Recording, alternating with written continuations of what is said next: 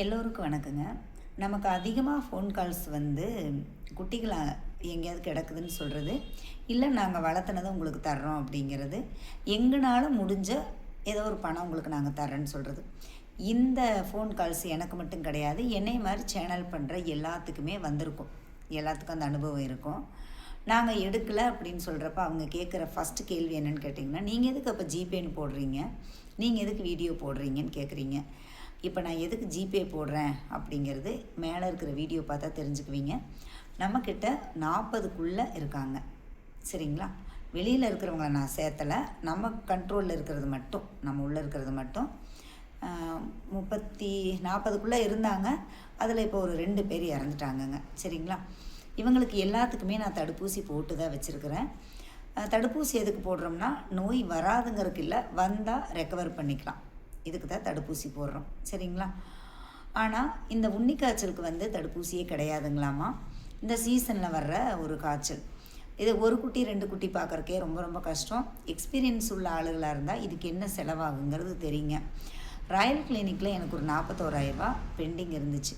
நான் என்ன நினச்சேன், சரி இந்த மாதம் நமக்கு எதாவது ஃபுட்டுக்கு கொடுக்குற காசை வச்சு அதுக்கு ஒரு கொஞ்சம் கடனை கட்டலான்ட்டு இருக்கிறப்ப இவங்களுக்கு எல்லாம் உடம்பு சரியில்லாமல் போயிடுச்சு. உங்களுக்கே தெரியும் நான் எவ்வளோ வீடியோ போட்டேன் அப்படின்ட்டு. 2 பேர் இறந்தாங்க, 2 பேரை கூட்டிகிட்டு வந்திருக்கோம். கிருஷ்ணாவுக்கெல்லாம் சார் வந்து லெஸ் பண்ணிட்டாருங்க, பணம் அவ்வளோ போடலை. ரொம்ப ரொம்ப சிரமங்க இவங்களை பார்க்குறது. வந்து எப்போவுமே நான் சொல்கிறது தான், மணி பவர் மேன் பவர் வேணுங்க. அதே போல் கவர்மெண்ட் ஹாஸ்பிட்டல்லாம் இதுக்கு ட்ரீட்மெண்ட்டே இல்லைங்க. அந்தளவுக்கு வந்து மருந்துகள்லாம் கிடையாதுங்க. ஒரு ஆளுக்கு வந்தால் இன்னொரு ஆளுக்கு வந்துடும். ஆட்டோ சார்ஜு, எங்களுடைய வேலையும் பார்க்க முடியறதில்ல. நான் இந்த வாரம் பீஸெல்லாம் டெலிவரி கொடுக்கலான்ட்டு இருந்தேன், என்னால் அதுவுமே பண்ண முடியாமல் போயிடுச்சுங்க. இதுக்கு இடையில் நான் அதிகமான பேர் எடுத்தால் எப்படி பார்க்க முடியும் சொல்லுங்கள்? என்னுடைய ஒரே எய்மே என்னென்னு கேட்டிங்கன்னா, கருத்தடை மட்டும்தானுங்க. தயவு செய்து யாருமே குட்டிகள் அங்கே இருக்குது இங்கே இருக்குன்னு எனக்கு கால் பண்ண வேணாங்க.